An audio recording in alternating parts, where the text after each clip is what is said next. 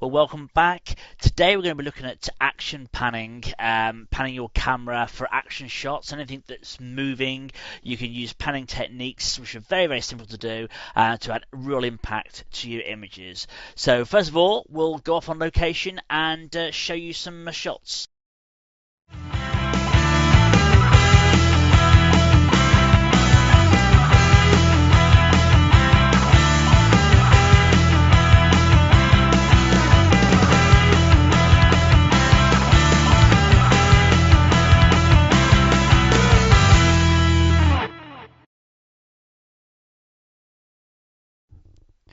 So panning is a technique of capturing moving subjects sharply or semi-sharply while allowing the background and foreground to blur. Now you can see I've shot a lot of images here. This is just with one focal length. I changed the lens as you can see in the video.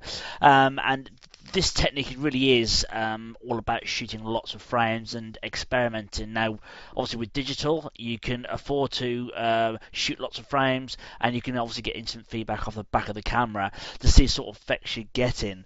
But normally panning shots are done when the subject is moving parallel to the camera, like in these shots here.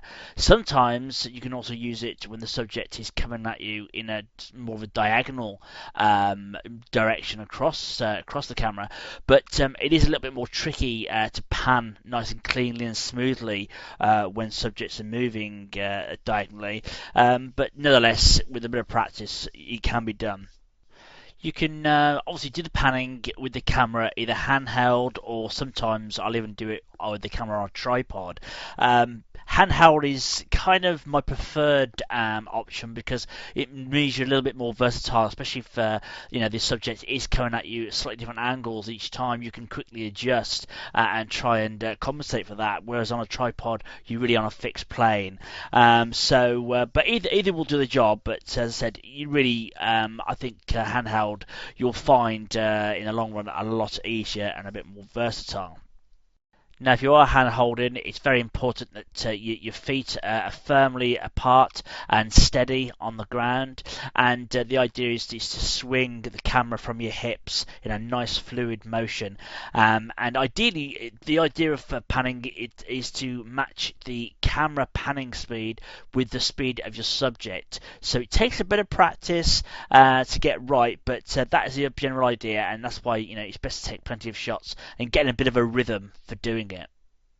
Another big help is that if you're, say, shooting a car, which I do quite a lot of, is to make sure the road that the car's travelled on is fairly flat. Now, that seems pretty obvious, but depending on what country you're living in, the road surfaces will vary quite a bit. Now, England, we have quite a various conditions of roads, and some of them, got lots of silence in them. Now, if you can imagine a car travelling across the road in front of you, if it's dipping and pitching, you're not really going to get a nice smooth pan from that shot. So bear that in mind. It's a real big help if the surface is flat. A lot of the times I don't tend to use the autofocus on my camera, but this is one of the few times I do. I think it's a good idea to let your camera do some of the work for you, so you can just concentrate on getting your panning nice and smooth. So the first thing I would do is switch your autofocus to the servo mode, which basically means it'll actually track the object for you. You don't have to worry about the focus. Just let that take care of itself, and you can just concentrate on just getting that nice smooth panning motion. Set your drive to shoot on the continuous mode, so you just keep your finger pressed down the shutter and just keep firing. Now you want to start to pan your object before it gets into frame, so start off on, say, the right hand or the left hand side, and just pan the camera through, keep matching the speed, and then when it gets to the sweet spot in front of you where you really want to get some shots, it start shooting, and just keep your finger on that button and keep firing. Shutter speed, now this is a bit of a difficult one. The shutter speed depends on several factors. The first one is how fast your subject is moving. Obviously, a car, it's going to be move faster, say, than a kid on a bike or a skateboard, or maybe a jogger. So that's one thing you've got to consider is how fast your subject is moving. How much blurring you want is another factor. You may well want lots of blurring. You don't care if the whole object is sharp or not. The direction the subject is moving, if it's, as I said before earlier, if it's parallel to you, it's a little bit easier to track to the frame. If it's coming at a slight angle, it's going to be a little bit more difficult. And again, shutter speed will need adjusting to help you with that. And the other thing is the lens focal length. If you're using a wide angle lens, you're going to be a lot closer to the object you're panning, and that is very difficult actually because you've got less time. You're so close to the object, you've got less time to pan through, and you're going to get a lot more blurring. So you may need to kind of have a higher shutter speed to compensate for that. And obviously the distance you are from the subject as well. Again, if you had a longer lens, as I used on the later shots, which I'll show you in a little while, you get a bit more time and a bit more time to actually track your object to the frame, and you actually do get better and more consistent results, I find, with that. Other tips is to the closer the background is to the subject, the more blurry you get. If you look at this image here behind me, the railing behind the car is a lot closer, and that's quite a lot more blurred, and the foreground, whereas the background right in the distance is less so.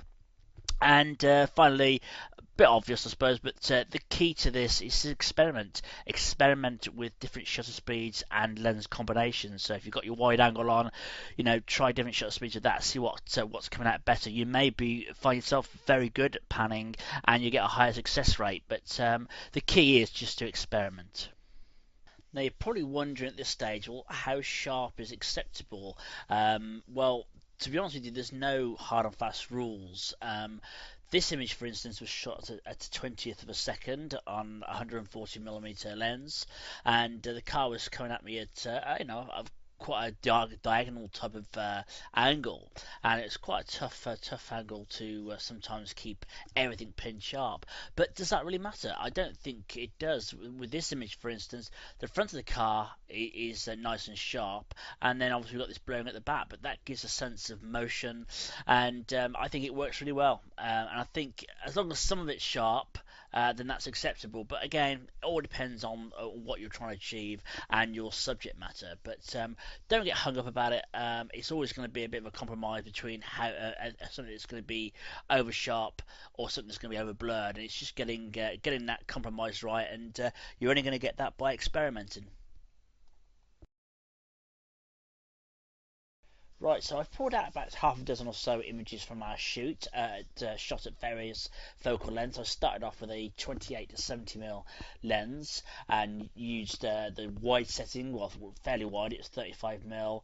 Then I used it on 70mm, and then I changed and put a 70 to 200mm lens on the camera to show you the different effects that you can get. So this is the one of the first images I pulled out. This one was shot at the 30th of a second on the 35mm end of the 28 to 70 lens, and as you can see, it's quite a low down shot. As I said earlier, panning with wide angles can be a bit tricky because your subject matter it tends to come across the frame very quickly, so you tend to have to use slightly higher shutter speeds in my experience to get something that's anywhere near sharp. But again, it's you can try it with slower ones. Normally, if I'm shooting cars, it's a bit more difficult because there's such tend to be a lot wider than a child on a scooter. There's another shot, same focal length again.